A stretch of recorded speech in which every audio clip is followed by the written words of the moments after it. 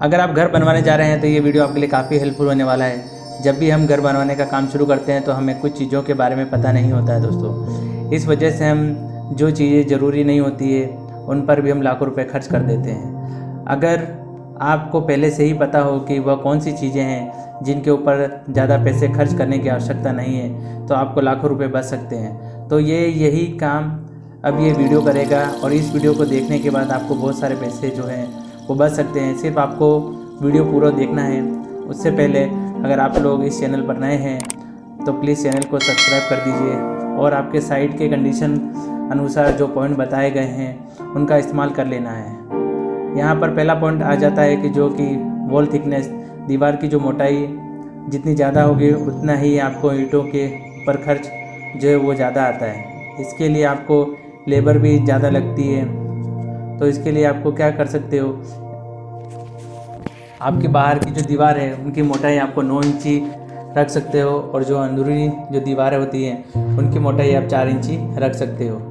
अब आप अंदरूनी दीवार के लिए 9 इंची के बजाय 4 इंची की दीवार लेते हो तो इसका फ़ायदा ये होता है कि आपकी जो दीवार है उनके लिए जो ईंट लगने वाली है वह कम लगती है और साथ में यहाँ पर आपको लेबर कॉस्ट भी बच जाता है। तो इसके लिए अंदरूनी दीवारों के लिए आप 4 इंच दीवार की तरफ जा सकते हो। पर अगर आप दीवारों की मोटाई कम करने वाले हैं तो आपको 2 चीज़ों की तरफ खास करके ध्यान देना ज़रूरी है। सबसे पहली चीज़ यह है, करते समय आपका जो घर है वो आरसीसी फ्रेम स्ट्रक्चर टाइप होना चाहिए। और दूसरा इम्पोर्टेंट चीज़ ये आ जाती है कि आपके सिविल इंजीनियर से आपको एक बार सलाह ज़रूर लेनी चाहिए, उसके बाद जाकर इस डिसीजन को लेना है। अब यहाँ पर अगली चीज़ ये आ जाती है जो कि सीमेंट। दोस्तों, घर बनवाने के लिए आपको सीमेंट की ज़रूरत पड़ती है, फिर चाहे आपको कंक्रीट हो, प्लास्टर वर्क हो, ब्रिक वर्क हो या टाइल वर्क हो, इन सभी कामों के लिए सीमेंट ज़रूरी होता है। यहाँ पर सीमेंट कंपनी यानी ऐसी मार्केटिंग स्ट्रेटजी करती है, अपनी सीमेंट बैग को अलग अलग फैंसी नाम देती है, फैंसी पैकिंग करवाती है। एक बैग के पीछे आपसे 30 रुपये से लेकर 50 रुपये तक ज़्यादा लेती है। आप भी यह सोचते होंगे कि घर का काम अगर मजबूत होता है तो क्यों ना ज़्यादा पैसे खर्च किए जाएं, पर वाकई ऐसी चीज़ है तो क्या बड़े प्रोजेक्ट में इस तरह के सीमेंट का इस्तेमाल नहीं किया जाता है? जो बड़ी बिल्डिंग बनाई जाती है या फिर सीमेंट का इस्तेमाल होता है वहाँ पर भी इस तरह के फैंसी नाम वाले सीमेंट का इस्तेमाल नहीं किया जाता है, पर आप रेगुलर सीमेंट का इस्तेमाल कर सकते हैं। पर कुछ चीज़ों का ध्यान रखते हुए, सबसे पहली चीज़, जो सीमेंट आप लेने वाले हो वो फ्रेश होनी चाहिए। 3 महीने से पुराना वाला सीमेंट बिल्कुल भी इस्तेमाल मत कीजिए। जो सीमेंट होता है उसमें किसी प्रकार की लैंपस यानी कि गांठें नहीं होनी चाहिए।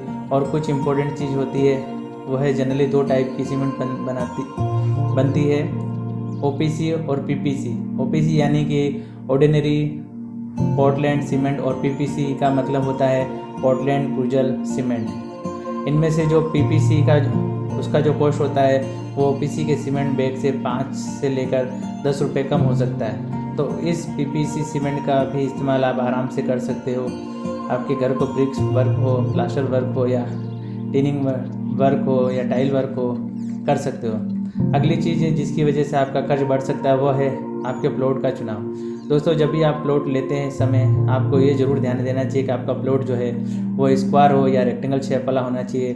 ज़्यादा अगर आपका प्लॉट आड़ा तिरछा या ऐसे प्लॉट में कंस्ट्रक्शन करना डिफ़िकल्ट होता है, साथ में ऐसे प्लॉट में कंस्ट्रक्शन कॉस्ट भी बढ़ जाता है। दूसरी इम्पोर्टेंट चीज़ आपको ये ज़रूरी ध्यान रखना चाहिए कि आपका प्लॉट है उसका लेवल जो है वो रोड लेवल के समान होनी चाहिए। अगर आपका प्लॉट रोड लेवल के ज़्यादा नीचे है तो ऐसे वक्त में आपका बिल्डिंग लेवल जो खर्च होगा वो ज़्यादा हो जाता है, यानी कि आपको पहले रोड लेवल तक आना पड़ता है, फिर रोड लेवल से ऊपर आपको प्लिथ हाइट को लेना पड़ता है।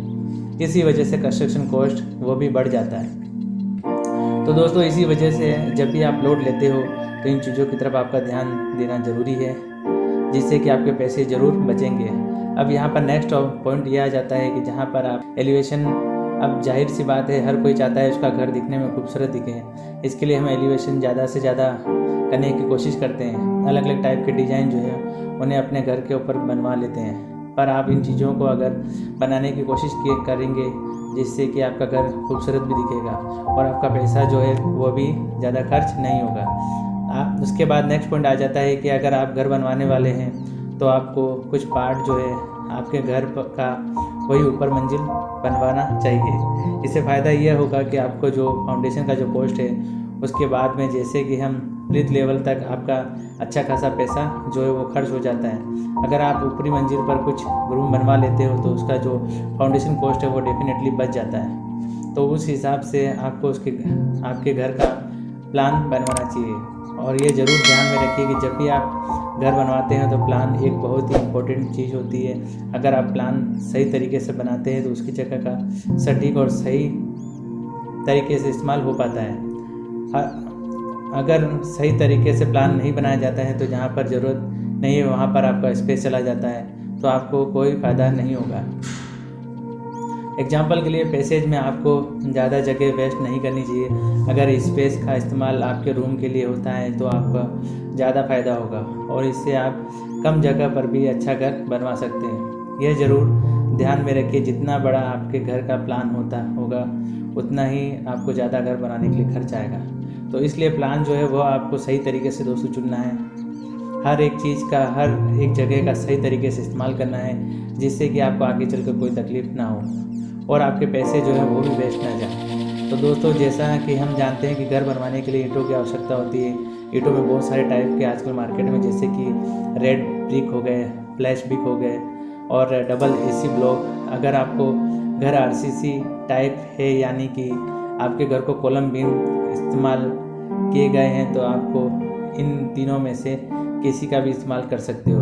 अगर हम बात करें इन तीनों में से कौन सा ऑप्शन में आपको कम खर्चा आता है, तो आप डबल एसी ब्लॉक का अगर आप इस्तेमाल करोगे तो आपका थोड़ा कॉस्ट कम खर्च आ सकता है। इसके पीछे सिंपल कारण यह है, डबल एसी ब्लॉक का एरिया जो है वो ज़्यादा होता है, इसी वजह से नंबर ऑफ जॉइंट भी बहुत कम आते हैं और यहाँ पर आपका लेबर कॉस्ट है वो डेफिनेटली सेव होने में मदद मिलती है। डबल एसी ब्लॉक की वजह से जब भी डबल एसी ब्लॉक के वाला वॉल को बनाया जाता है तो सरफेस आपको एकदम सपाट मिलता है, तो वहाँ पर प्लास्टर की ज़्यादा थिकनेस लेने की भी आवश्यकता नहीं होती है। तो दोस्तों, यही कुछ कारण होते हैं जिनकी वजह से डबल एसी ब्लॉक का इस्तेमाल करना आपके लिए थोड़ा कम खर्चीला साबित होता है। उसी तरह से फ्लोरिंग के लिए भी आपके सामने बहुत सारे विकल्प होते हैं, जैसे मार्बल, ग्रेनाइट का इस्तेमाल कर सकते हो, टाइल का इस्तेमाल कर सकते हो, पीवीसी बिना फ्लोरिंग का भी इस्तेमाल कर सकते हो। पर इनमें से सबसे बढ़िया विकल्प आपके लिए कोई है तो वो है टाइल्स। अब आप यह कहोगे कि भाई कारपेट लगवाना हमारे लिए सस्ता ऑप्शन आ जाता है, तो आप क्या मैं टाइल को सजेशन दे रहे हो? देखो दोस्तों, भले ही आप कारपेट एक सस्ता ऑप्शन आ जाता है पर इसकी लाइफ ज़्यादा नहीं होती है। इसे लगाने के बाद कुछ सालों बाद उखड़ जाती है और फट भी जाती है। इसी वजह से आपके लिए यहाँ पर एक बेस्ट ऑप्शन आ जाता है कि जो है वो टाइल्स अच्छी क्वालिटी की है। जो टाइल होती है वो सालों साल तक चलती है, वहाँ पर आपको ज़्यादा दिक्कत नहीं होती है। इसका जो खर्च होता है वो मार्बल से डेफिनेटली कम होता है। अगली चीज़, जहाँ पर लोग ज़्यादा पैसे खर्च कर देते हैं वहाँ पर कॉन्ट्रैक्टर जब कभी हम घर का काम किसी ठेकेदार को देने के बारे में सोचते हैं तो हम किसी रिश्तेदार या फिर दोस्त के कहने पर ठेकेदार को फाइनल कर देते हैं। पर आपको क्या करना चाहिए, जो भी ठेकेदार आप फाइनल करने वाले हो उन्हें आपको जो रेट दिया है वो मार्केट के हिसाब से है या नहीं, इस चीज़ों को एक बार आप कंपैरिजन ज़रूर कर लेना चाहिए।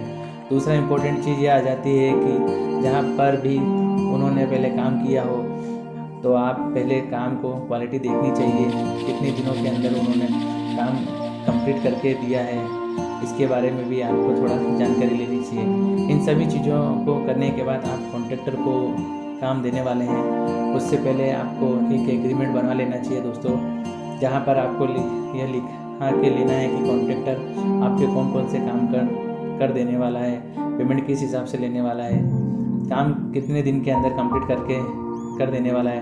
ठेकेदार को काम देते समय इन सब चीज़ों का करना बहुत ही आवश्यक है, जिस वजह से आगे चलकर आपको अच्छे खासे पैसे जो है वो बच सकते हैं और आपको जो सर दर्द है वो भी कम हो जाए।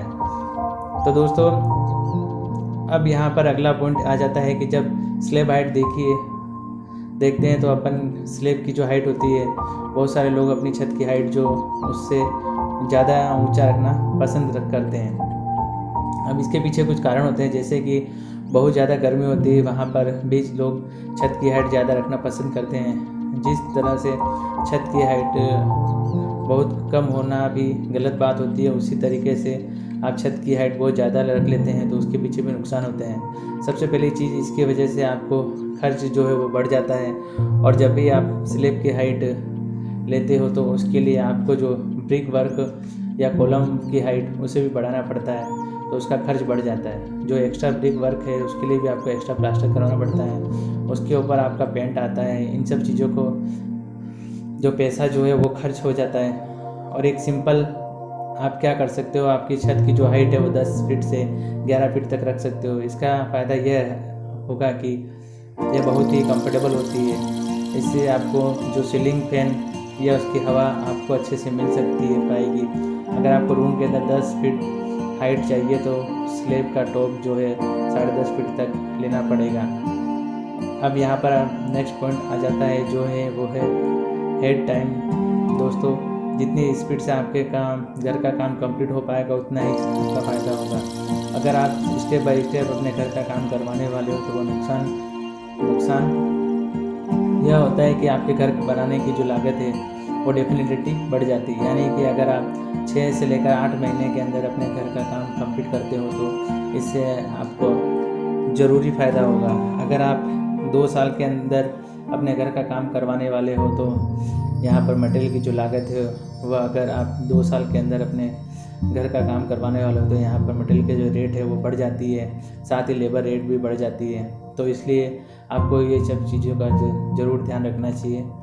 और जब घर का काम शुरू करते समय कम से कम आपको 6 से लेकर 8 महीने के अंदर आपको घर का काम जो है वो कंप्लीट ज़रूर करना चाहिए। अब बात करते हैं स्टील के बारे में। तो देखिए दोस्तों, मार्केट में 2 प्रकार के स्टील होता है। पहला स्टील प्राइमरी स्टील और दूसरा स्टील होता है दोस्तों सेकेंडरी स्टील। प्राइमरी स्टील जो होता है उसका जो कॉस्ट होता है वो थोड़ा सा ज़्यादा होता है और सेकेंडरी स्टील होता है उसका कॉस्ट थोड़ा कम होता है। अब ज़्यादातर लोग अपने घरों के अंदर सेकेंडरी स्टील का इस्तेमाल करते हैं। जो लोकल कंपनी होती है और स्टील मैन्युफैक्चर करने वाले उनके पास जो लोग जो स्टील को परचेज़ करते हैं, वो हालांकि यह स्टील जो आपको कम दाम में मिलता है, पर आपको कुछ चीज़ों की तरफ ध्यान देना ज़रूरी होता है। जैसे कि IS मार्क वाले स्टील की जो ग्रेड होती है वह आपको चेक कर लेनी चाहिए। उसके बाद आपको सर्टिफिकेशन, जैसा कि हम घर बनवाते समय मटेरियल में सबसे ज़्यादा खर्च होता है, उसमें से जो स्टील है उसके ऊपर आपका सबसे ज़्यादा खर्च होता है। अब यहाँ पर नेक्स्ट पॉइंट आ जाता है जो कि है मार्बल से रिलेटेड। तो देखिए दोस्तों, जब भी हम घर बनवाते हैं वहाँ पर डोर फ्रेम या फिर विंडो फ्रेम, उनके लिए जो हम मार्बल और ग्रेनाइट का इस्तेमाल आजकल करते हैं। साथ में जो जीना होता है या फिर किचन प्लेटफॉर्म होता है, तो ऐसी जगह पर हम ग्रेनाइट का इस्तेमाल करते हैं। तो यहाँ पर लोग गलती यह कर देते हैं कि जितना ज़रूरी हो तो उससे ज़्यादा वो ग्रेनाइट और मार्बल परचेज़ कर लेते हैं, क्योंकि उन्हें लगता है कि सस्ता मिल रहा है तो इसकी वजह से हम ज़्यादा परचेज़ कर लें, पर एक्चुअल में उन्हें उससे बहुत ही कम की ज़रूरत होती है। तो ऐसा ज़्यादा बचा हुआ मटेरियल जो वेस्टेज में चला जाता है, तो इससे नुकसान आपको ज़्यादा हो सकता है। तो दोस्तों, इसी वजह से जितनी ज़रूरत हो उतना ही आपको मटेरियल परचेज़ करना चाहिए। ज़्यादा मटेरियल परचेज़ करने से आपका मटेरियल वेस्टेज में ज़्यादा वेस्ट में चला जाएगा, तो जिससे आपको खर्च में ज़्यादा नुकसान हो सकता है। अगर आपकी साइट छोटी है तो आपको डायरेक्टली दुकानदार से कटिंग वाले पीस जो है वो इस्तेमाल करके साइट पर के ऊपर जो आपको शुरुआती में थोड़ा सा महंगा सौदा लग सकता है, क्योंकि वह लोग जो वह कटिंग का चार्ज आपसे लेते हैं, इसके वजह से आपको वेस्टेज का ज़्यादा खर्च होने वाला होता है, वह पैसा आपका जो वो बच जाता है। उसके बाद भी जब आप मटेरियल मंगवाने वाले हो, जैसे कि गिट्टी या फिर रेती, या आपको लोकल सप्लायर से ही मटेरियल लेना चाहिए। इसके पीछे कारण ये है कि आपका जो ट्रांसपोर्ट का कॉस्ट है वो कम होता है, इसी वजह से आपको मटेरियल जो है वो कम दाम में मिल सकता है। अगर आपको कोई सप्लायर यह कहे कि हमारे पास मटेरियल जो है वह आपको कम दाम में मिल जाएगा, तो आपको ज़रूर चेक कर लेना चाहिए कि जब आप ट्रांसपोर्ट कॉस्ट को जोड़ लेते हैं तो आपको साइट पर आने के बाद मटेरियल आपको किस रेट में मिलेगा। अब बात करते हैं डोर के बारे में। तो दोस्तों, सागवान के डोर वैसे तो बेस्ट माने जाते हैं, इनका जो कॉस्ट भी ज़्यादा होता है, इसलिए आजकल जो घर बनाए जाते हैं वहाँ पे लेमिनेट डोर का इस्तेमाल किया जाता है। उसके पीछे कारण ये है कि ये जो डोर से इनका जो कॉस्ट होता है वो कम होता है सागवान डोर के कंपैरिजन में। कुछ घरों में ऐसा किया जाता है कि मेन डोर के लिए सागवान डोर का इस्तेमाल किया जाता है और अंदरूनी दीवार डोर के लिए लेमिनेट डोर का इस्तेमाल किया जाता है। तो इस ऑप्शन की तरफ भी आप जा सकते हो। और एक ऐसी चीज़ होती है जिसके ऊपर फालतू खर्च हो जाता है फिर भी आपको पता नहीं चलता, वो चीज़ होती है वेस्टेज। जब भी हम घर का काम करते हैं तो बहुत सारा मटेरियल जो है वो वेस्ट हो जाता है। इसका ना आपको फ़ायदा करते हैं ना आपको फ़ायदा है तो बहुत सारा मटेरियल जो है वो वेस्ट हो जाता है। इसका ना आपको फ़ायदा होता है ना ठेकेदार को फ़ायदा होता है। अगर आप वेस्टेज को कंट्रोल कर लेते हैं तो आपका एक अच्छा खासा पैसा बच जाता है। तो छोटी छोटी चीज़ों को दोस्तों, जैसे कि आप जब भी ब्रिक्स वर्क कर रहे हो नीचे की तरफ सीमेंट की खाली बोरियां को बिछा के रखना चाहिए, जिससे कि जो मसाला गिरेगा वो इन बोरियों पे गिरेगा तो आप तुरंत उसका इस्तेमाल कर सकते हो। इसी तरह से भी चीज़ें होती हैं जिसकी वजह से आप वेस्टेज को कंट्रोल कर सकते हो। दोस्तों, जब भी आप घर बनाने वाले हो इन सब चीज़ों के ऊपर ज़रूर ध्यान दीजिए। जो चीज़ें आपके साइट और कंडीशन के अनुसार सूटेबल है आप उन चीज़ों का इस्तेमाल कर सकते हो। अगर आपको कोई सवाल है तो आप कमेंट बॉक्स में कमेंट ज़रूर कीजिए। वीडियो की जानकारी अच्छी लगी हो तो प्लीज़ मेरे चैनल को लाइक, सब्सक्राइब और कमेंट करके बताइए आपको ये जानकारी कैसी लगी। धन्यवाद, नमस्कार।